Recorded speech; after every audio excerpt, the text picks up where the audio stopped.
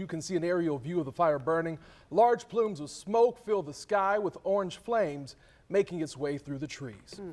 And we want to thank you for joining us tonight for First Coast News at 5. I'm Anthony Austin. I'm Heather Crawford. So we want to show you a map, the Brantley County wildfire that's burning near Highway 82. We just learned it has grown now to more than 5,000 acres. It is only 15% contained.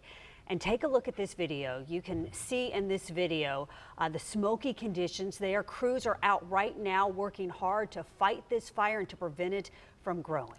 Now take a look at this video. You see the path of destruction left behind by the wildfire.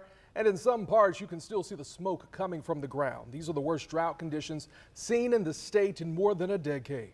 We have live team coverage across the First Coast tracking the wildfires. In just minutes, we're going to have an update on the major fire along the Clay-Putnam County border. But beginning our team coverage tonight, we want to go to Zach Wilcox, who was at the news conference that ended just moments ago in Brantley County. And Zach, we heard the county manager say that evacuations are underway right now. Yeah, Heather, just 5 minutes ago, the update they said is that this fire is escalating at this point. A sobering detail and more details than that we found out. You can see the fire behind me here, the massive plume of smoke that's really just been pumping up in the air all throughout the day today. At times it looks kind of light, and then at times it gets a lot darker. And they mentioned that just within the past hour or so, the winds shifted quite a bit, and that made things really challenging for them as they continue to try and fight this fire. They said that they have a good portion of it already kind of under control and they're really battling it down, but now another portion has started to ignite here, as you mentioned, growing to more than 5,000 acres. And we've seen the helicopters flying overhead all throughout the day, trucks coming in and out of here. 50 to 60 more homes are being evacuated at this point. You mentioned 87 total buildings, that's homes for people, have been damaged at this point. Earlier today, we went down Highway 82 a little ways, and while we were down there, we got a little bit of video.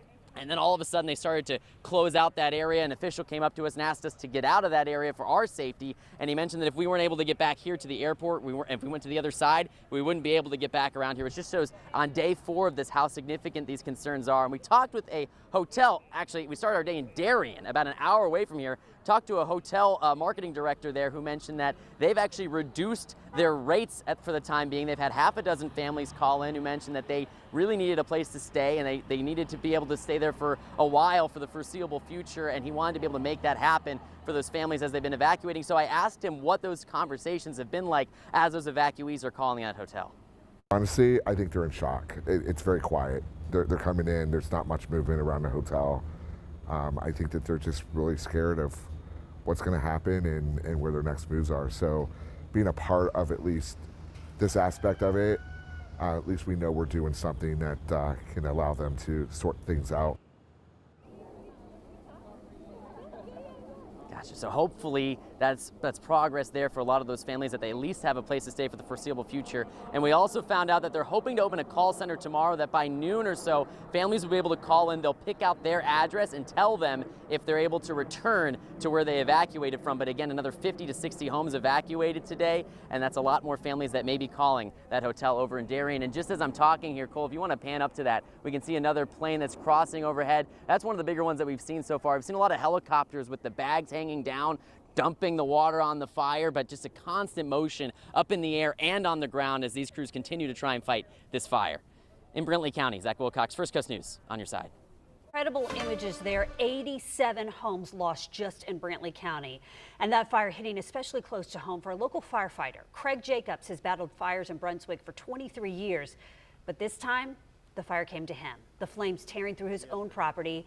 This is Jacobs with his 6-year-old daughter working side by side, trying to put out the hot spots themselves. There's still fire under the ground right here, but hopefully we'll get some rain soon. But yeah, we'll put probably all 8 gallons of water on it, and it was still going to smoke because there's fire within the tree that we can't get to. Tell me about your little fireman there. This is Miss Cora. She's 6 years old, and she loves helping Daddy. Anything I'm doing, she's doing. It's very heartbreaking to see our neighbors going through what they're going through, but we're out here doing what we can do, pulling together as a community.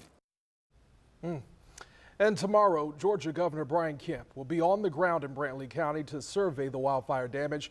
We've been showing you devastating images like the ones you see next to me over the last few days. Now the governor will see it firsthand.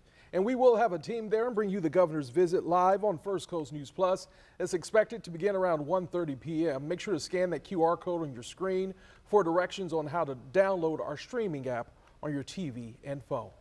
And there has just been an outpouring of support for those impacted by the devastating wildfires in Georgia. We're making it easy for you to help tonight. You can scan that QR code on your screen to help people affected by the Brantley County wildfire and the others by making a gift to the American Red Cross Disaster Relief Fund.